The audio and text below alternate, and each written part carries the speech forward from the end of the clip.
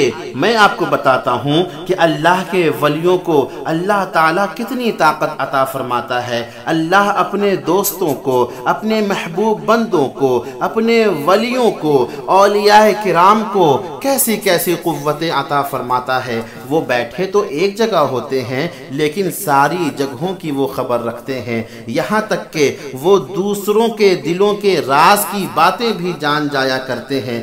آئیے میں آپ کو ایک ایسی ہی کہانی بیان کرتا ہوں، ایک ایسی ہی کہانی سناتا ہوں۔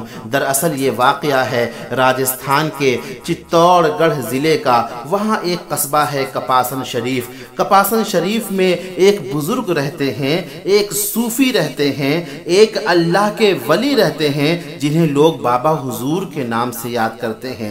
لوگوں کے دلوں میں ان کی بڑی عقیدت تھی۔ ایک مرتبہ ایسا ہوا کہ حضرت بابا حضور اپنے دولت خانے سے، اپنے حجرے سے نکلے اور کہیں سفر پر تشریف لے گئے تو ایک چور کو موقع مل گیا اور وہ بابا حضور کے دولت خانے پر داخل ہو گیا اور آپ کے حجرے میں چوری کی نیت سے داخل ہو گیا اور حجرے میں تلاشی لینا شروع کر دی۔ چاروں طرف اس نے نظر دوڑائی لیکن اسے چوری کے قابل کوئی چیز ہی نہیں ملی۔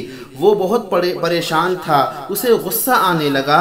وہ سوچنے لگا کہ بابا حضور کی خدمت میں تو بڑے بڑے لوگ آتے ہیں، امیر کبیر لوگ آتے ہیں اور قیمتی چیزیں نذر کرتے ہیں، اچھی اچھی چیزیں تحفے میں پیش کرتے ہیں، لیکن یہاں پر تو کوئی بھی چیز موجود نہیں ہے۔ آخر نظر دوڑانے کے بعد اسے کتابوں کا ایک ذخیرہ نظر آیا تو اس نے کیا کیا کہ ساری کتابوں کو اس نے اٹھایا، کپڑے میں باندھی اور کلال کے کنویں میں ساری کتابوں کو اس نے ڈال دیا۔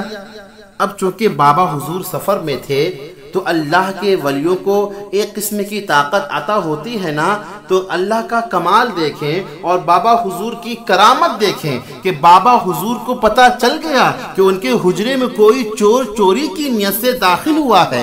تو حضرت بابا حضور نے اپنے مرید احمد ملا کو خبر بھجوائی کہ میرے حجرے میں چوری ہو چکی ہے، اس کا پتہ لگایا جائے۔ احمد ملا نے کپاسن شریف کے تھانے دار کو بھی اطلاع بھجوا دی اور عام چرچا پھیل گئی۔ یہ بات جنگل کی آگ کی طرح چاروں طرف پھیل گئی، لیکن پھر بھی چور کا پتہ نہیں لگ پایا اور جو چیز چوری کی گئی تھی اس کا بھی کوئی پتہ نہیں چل سکا۔ کچھ دن کے گزرنے کے بعد بابا حضور کپاسن تشریف لائے، تب احمد ملا نے بابا حضور کو ساری باتیں کہہ سنائیں۔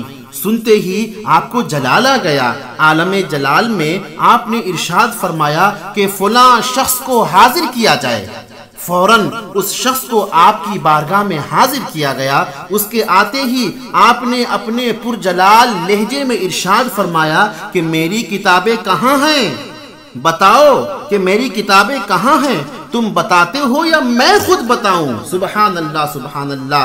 بابا حضور کی کرامت دیکھیں۔ اس کے بعد آپ کی آواز میں، آپ کے لہجے میں اتنا زیادہ اثر تھا کہ وہ چور آپ کے قدموں میں گر گیا اور وہ عرض کرنے لگا، رونے لگا، گڑ گڑانے لگا، معافی مانگنے لگا اور کہنے لگا کہ حضور مجھے معاف کر دیا جائے، حضور مجھ سے غلطی ہو گئی، حضور مجھے معاف کر دیا جائے، آئندہ ایسی حرکت نہیں کروں گا، آئندہ کبھی میں چوری نہیں کروں گا۔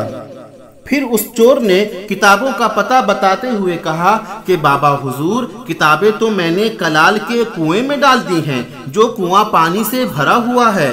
بابا حضور اب میں کیسے لاؤں؟ تب بابا حضور اپنے ملا احمد کو حکم دیتے ہیں اور ارشاد فرماتے ہیں کہ اس چور کے ساتھ جاؤ اور میری ساری کتابیں لے کر کے آؤ۔ حکم پاتے ہی ملا احمد اس شخص کے ساتھ کنویں پر پہنچے اور لوہے کا آلہ کنواں میں ڈالا گیا تو کوئی چیز اس میں پھنس گئی۔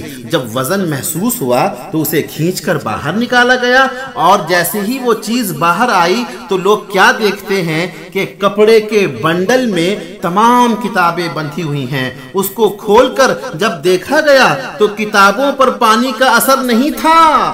وہ ساری کتابیں خشک تھیں، سوکھی تھیں، اور ایک دم ساری کتابیں سوکھی تھیں تو بابا حضور کی خدمت میں پیش کی گئیں، تب بابا حضور مسکرائے اور آئندہ چوری نہیں کرنے کی ہدایت دیتے ہوئے اس شخص کو معاف فرما دیا۔